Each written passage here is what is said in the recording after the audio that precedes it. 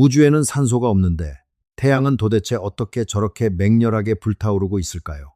이 질문, 사실 정말 훌륭한 질문입니다. 대부분의 사람들은 이 질문을 들으면 피식하고 웃어버립니다. 질문한 사람이 기초적인 과학도 모른다고 무시하기도 하죠. 하지만 저희 파인만의 길에서는 생각이 다릅니다. 이 질문을 던진 사람은 정말 대단한 일을 하고 있는 겁니다. 일상적인 상식 속에서 모순을 발견해낸 거니까요. 불이 타려면 무조건 산소가 필요한데 우주에는 산소가 없잖아. 그럼 태양은 저기서 대체 뭘 하면서 저렇게 빛나고 있는 거지? 이건 무지가 아닙니다. 위대한 과학의 출발점이에요. 오늘 저희 파인만의 길에서 이 이야기를 한번 제대로 파헤쳐 보려고 하는데요. 그냥 원래 우주가 그런 거야 하고 얼버무리지 않고 끝까지 따라가 보겠습니다. 아주 단순한 질문 하나로 시작해 보겠습니다. 우리가 무언가 불탄다고 말할 때 그게 정확히 무슨 뜻일까요? 눈앞에서 양초에 불을 붙이면 어떤 일이 일어날까요? 촛농이 있고 일렁이는 불꽃이 있습니다. 불꽃은 주변 공기에서 산소를 끊임없이 빨아들입니다. 촛농과 산소가 화학적으로 격렬하게 결합하는 거예요. 촛농 속 탄소가 공기 중 산소 분자를 붙잡아서 이산화탄소로 변하고 수소는 산소를 붙잡아 수증기가 됩니다. 그리고 이 원자들이 하나로 단단히 뭉칠 때 열과 빛의 형태로 에너지를 내뿜습니다. 이게 바로 연소입니다. 연료와 산소 사이에서 에너지를 방출하는 아주 빠른 화학 반응이죠. 자, 여기서 여러분이 꽉 붙잡고 계셔야 할 핵심 단어가 하나 있습니다. 바로 화학적이라는 말입니다. 연소는 철저하게 화학적인 과정이에요. 서로 다른 원자가 만나서 새로운 분자를 만들어내는 일이고 그 짝짓기 과정에서 에너지가 뿜어져 나오는 겁니다. 그런데 말입니다. 태양은 이런 시시한 일을 하지 않습니다. 태양은 화학 반응 따위와는 비교조차 할 수 없을 정도로 훨씬 더 격렬하고 폭발적이며 우주의 뼈대를 건드리는 근본적인 일을 하고 있습니다. 사실 태양은 분자에는 눈길조차 주지 않아요. 태양의 중심부는 분자라는 것 자체가 아예 존재할 수 없는 환경이니까요. 우리가 물리학자처럼 이 문제를 꼼꼼하게 따져본다면 먼저 태양이 도대체 무엇인지부터 짚어야 합니다. 태양은 상상을 초월하는 거대한 가스공입니다. 대략 73%의 수소와 25%의 헬륨, 그리고 아주 적은 나머지 물질들로 꽉꽉 채워져 있어요. 이 가스공은 어마어마하게 큽니다. 너무 거대하고 무거워서 그 막대한 질량이 만들어내는 중력이 끊임없이 모든 물질을 안쪽으로 짓눌러 뭉개버리려고 해요. 지구 100만 개를 뭉쳐놓은 거대한 공이라고 상상해 보세요. 태양 중심부의 압력은 우리가 지구 표면에서 느끼는 대기압의 무려 2,500억 배에 달합니다. 그리고 이 짓누르는 엄청난 압력은 어마어마한 열을 만들어냅니다. 태양 중심부의 온도는 섭씨 약 1,500만 도에 이릅니다. 1,500만 도. 이 숫자를 머릿속에 잠시 굴려보세요. 왜냐하면 그 정도의 온도가 되면 평소 물질을 지배하던 얌전한 규칙들이 모조리 깨져버리기 때문입니다. 보통의 온도에서 원자들은 비교적 얌전합니다. 서로 톡톡 부딪히기도 하고 옹기종기 모여 분자를 만들기도 하죠.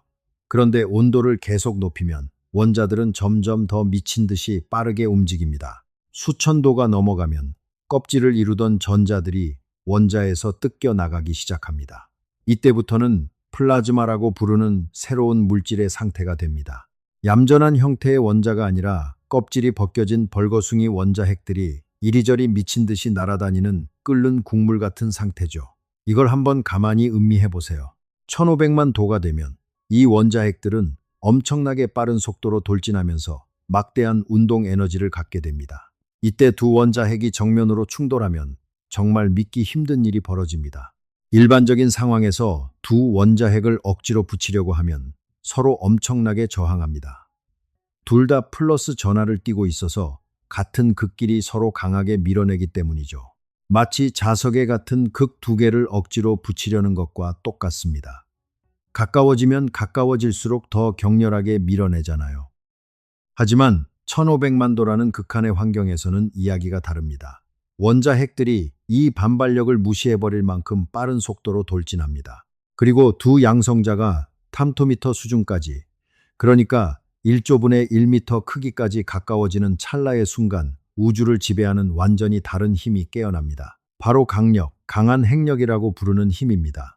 이 강력은 아주 짧은 거리 안에서는 서로 밀어내는 전자기력보다 무려 100배나 더 강력합니다. 두 양성자가 그 마의 거리 안으로 들어오는 순간 강력이 멱살을 잡듯 둘을 낚아채서 꼼짝 못하게 뭉쳐버립니다. 바로 이 순간 화학과는 아무런 상관도 없는 경이롭고 우아한 일이 벌어집니다. 이 과정을 핵융합이라고 부릅니다. 이 현상이 왜 장작불이 타는 연소와 완전히 다른지 그 차이를 꼭 이해하셨으면 좋겠습니다. 화학 반응, 즉 연소에서는 전자의 위치만 이리저리 바뀝니다. 원자 자체는 털끝 하나 다치지 않고 멀쩡하게 남아 있어요. 원자의 중심인 원자핵은 절대 변하지 않습니다. 탄소 덩어리가 불타서 이산화탄소가 되어도 탄소 원자핵은 그대로 있고 산소 원자핵도 그대로 있어요. 그저 바깥쪽 전자를 나눠 가지는 방식만 바뀌었을 뿐이죠.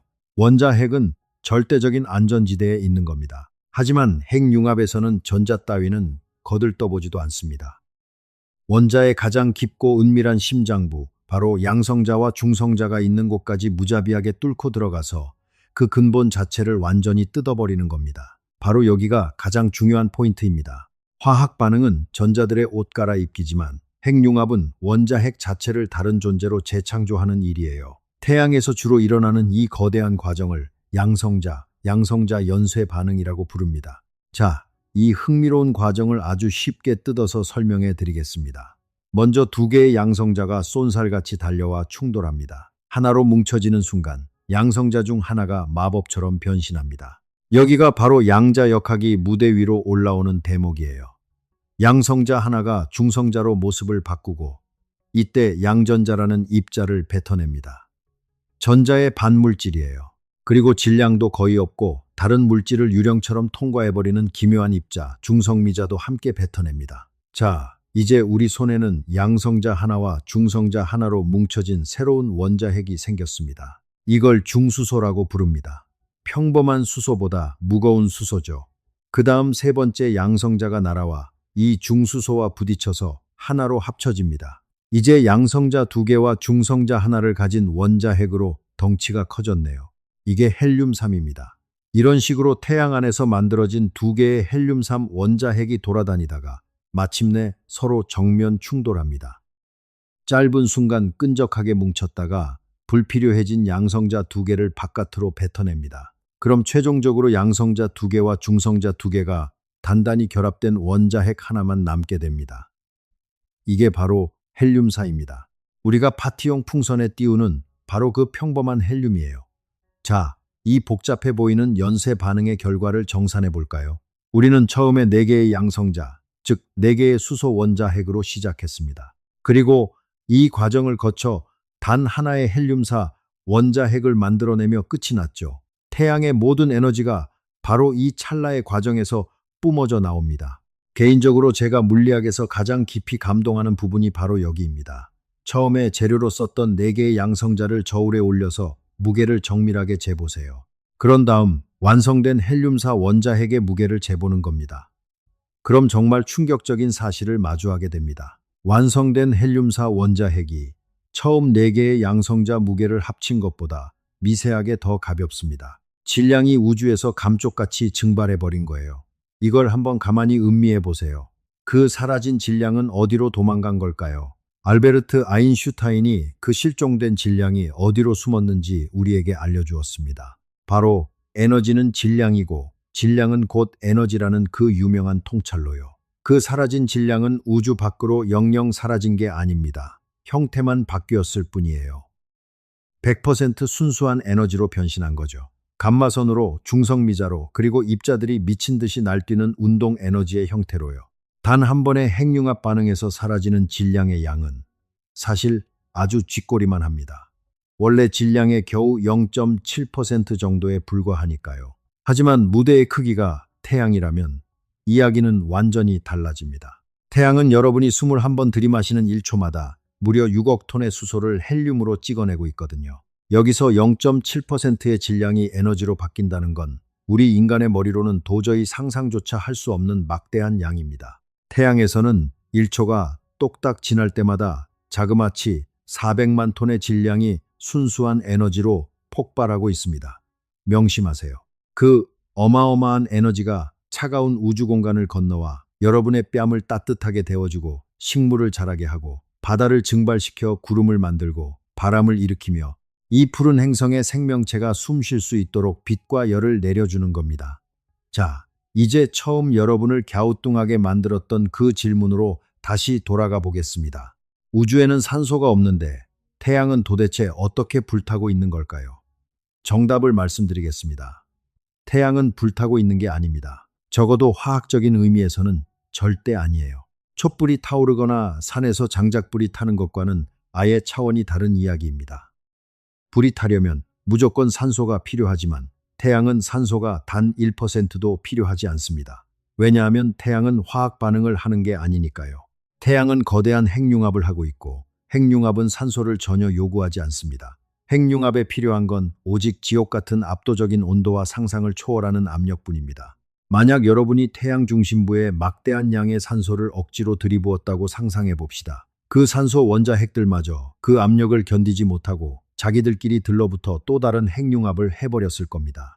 1500만 도라는 온도에서는 우주의 모든 물질이 그렇게 뭉쳐버리니까요. 자, 여기서 아주 자연스럽게 한층 더 깊은 질문 하나가 머리를 스치게 됩니다. 태양은 도대체 어떻게 저렇게 둥근 모양을 얌전하게 유지하고 있을까요? 왜 한꺼번에 수소폭탄처럼 우주로 산산조각 나지 않는 걸까요? 그 정답은 바로 경이로울 정도로 기가 막힌 우주의 균형에 있습니다. 핵융합으로 뿜어져 나오는 에너지는 바깥쪽으로 뻗어나가려는 엄청난 팽창 압력을 만들어냅니다. 펄펄 끓는 플라즈마가 바깥쪽을 향해 사정없이 밀어내는 거죠. 하지만 동시에 태양의 그 어마어마한 질량이 만드는 중력은 모든 물질을 안쪽으로 무자비하게 끌어당깁니다. 안에서 밖으로 밀어내는 핵융합의 압력과 밖에서 안으로 끌어당기는 중력의 묵직한 당김. 이 두 가지 거대한 힘이 기적에 가까울 정도로 완벽하게 팽팽한 줄다리기를 하고 있는 겁니다. 물리학자들은 이걸 정역학적 평형이라고 부릅니다. 그리고 정말 우아한 부분은 바로 이겁니다. 이 균형은 기계 장치처럼 스스로 알아서 조절됩니다. 만약 태양이 중력에 밀려 아주 약간 수축하려고 하면 중심부가 좁아지니까 온도가 올라가고 밀도도 빽빽해지겠죠. 그럼 원자핵들이 더 자주 부딪히니 핵융합이 걷잡을 수 없이 빨라집니다. 바깥으로 밀어내는 에너지가 급증하면서 태양은 다시 원래 크기로 부풀어 오릅니다. 반대로 태양이 너무 크게 팽창해버리면 중심부 공간이 넓어지니 식어버리고 핵융합은 느려집니다. 바깥으로 미는 힘이 약해지면 중력이 다시 태양을 안쪽으로 뭉쳐놓는 거죠. 완벽하게 세팅된 자연의 자동온도 조절기 같지 않습니까? 태양은 무려 46억 년 동안이나 이 아슬아슬하고도 완벽한 균형을 흔들림 없이 유지해오고 있습니다. 그리고 중심부 창고에 쌓여있는 수소 연료가 완전히 바닥나기 전까지 앞으로 약 50억 년 동안은 저 하늘에서 지금과 같은 모습으로 변함없이 빛날 겁니다. 이건 세상을 바라보는 시점이 아주 중요하게 뒤집히는 순간입니다. 아직 가장 기묘한 부분은 말씀드리지 않았습니다. 태양이 왜 빛날까요? 동네 꼬마 아이가 던질 법한 귀여운 질문 같죠. 하지만 이 질문에 진짜로 완벽하게 대답하기 위해 뿌리까지 집요하게 파고들다 보면 우리는 엄청난 학문들을 만나게 됩니다. 핵물리학의 세계를 뚫고 양자역학의 기묘한 터널을 지나 아인슈타인의 특수상대성 이론까지 모조리 마스터해야만 비로소 완전한 답을 얻을 수 있으니까요. 태양이 저토록 눈부시게 빛날 수 있는 진짜 이유는 양성자들이 양자역학적인 에너지 장벽을 마법처럼 뚫고 터널을 파서 지나갈 수 있기 때문입니다. 고전 물리학의 낡은 계산기를 두드려 보면 이 두 양성자가 가진 에너지로는 턱없이 부족해서 절대로 융합할 수 없다고 단호하게 말합니다. 두 양성자가 서로 밀어내는 전기적 반발력의 벽을 넘으려면 태양 중심부 온도보다 훨씬 더 높은 에너지가 필요하다는 거예요. 하지만 양자역학의 신비로운 세계에서는 아주 낮은 확률이지만 그 두꺼운 벽을 유령처럼 뚫고 스며들어 기어코 융합에 성공할 수 있다는 확률적인 가능성이 존재합니다. 이걸 양자 터널링이라고 부릅니다. 태양은 바로 그 양자 터널링이라는 믿기 힘든 현상에 전적으로 기대어 오늘도 불타고 있습니다. 양자역학 특유의 그 기묘하고도 변덕스러운 확률이 없었다면 태양은 애초에 불을 켜지도 못했을 겁니다. 이거 정말 경이롭지 않나요? 지금 여러분의 피부를 간지럽히는 저 따스한 햇살은 아주 먼 우주의 중심에서 쉼없이 터져나오는 양자역학적 기적의 직접적인 결과물인 겁니다. 결론부터 말씀드리자면 태양은 우리가 일상에서 장작을 태우며 생각하는 그런 방식으로 불타는 게 절대 아닙니다. 하늘에 떠 있는 거대한 모닥불이 아니라는 뜻이죠. 연소는 반드시 산소라는 짝꿍을 필요로 하는 화학적인 과정입니다. 반면 태양은 핵융합이라는 우주 최고의 압도적인 엔진으로 돌아갑니다. 극단적인 압력과 온도의 지옥 속에서 수소 원자핵들이 억지로 한 덩어리로 지식여져 헬륨이 되는 과정이에요. 그리고 그 과정에서 아주 티끌 같은 양의 질량이 아인슈타인의 그 유명한 공식에 따라 곧바로 엄청난 양의 순수 에너지로 둔갑하여 우주로 뿜어져 나옵니다. 거기엔 산소도 필요 없고 성냥불도 필요 없습니다.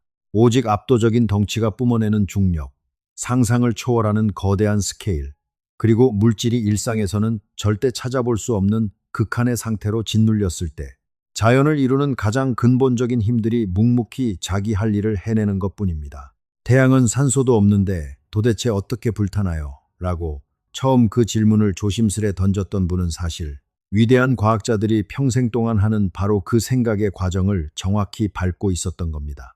자신이 확실히 알고 있는 지식, 즉 불이 타려면 무조건 산소가 필요하다는 사실을 무기로 삼아 현실을 뚫어져라 관찰했고, 잠깐만, 저 현실은 내 지식과 완전히 정반대인데 하고 멋진 모순을 직감한 겁니다. 그 팽팽한 직관적 긴장감, 뭔가 하나가 안 맞는데 하고 고개를 갸우뚱하게 만드는 그 짜릿한 느낌이야말로 여러분이 절대 놓치지 말고 끝까지 물고 늘어져야 할 가장 귀중한 우주의 힌트입니다. 왜냐하면 그 호기심의 실마리를 대충 끊어버리지 않고 정직하고 끈질기게 끝까지 따라가다 보면 거의 항상 엄청나게 놀랍고 아름다운 진실을 발견하게 되거든요. 이번 여행에서도 완벽하게 증명되었죠. 일상적인 질문 하나를 포기하지 않고 끝까지 쫓아간 덕분에 우리는 핵융합의 폭발력을 두 눈으로 확인했고 벽을 뚫는 양자 터널링의 마법을 이해했으며 아인슈타인의 상대성 이론을 거쳐 마침내 저 태양이 왜 저토록 눈부시게 빛나는지 그 진짜 이유를 속 시원하게 찾아냈으니까요. 오늘 이야기가 도움이 되셨다면 구독과 알림 설정 부탁드립니다. 그럼 저는 다음 영상에서 더 흥미롭고 명쾌한 이야기로 여러분을 다시 찾아뵙겠습니다. 밤하늘의 별을 보든 한낮의 태양을 보든 끝없는 호기심을 가지고 세상을 바라보시길 바랍니다. 안녕히 계세요.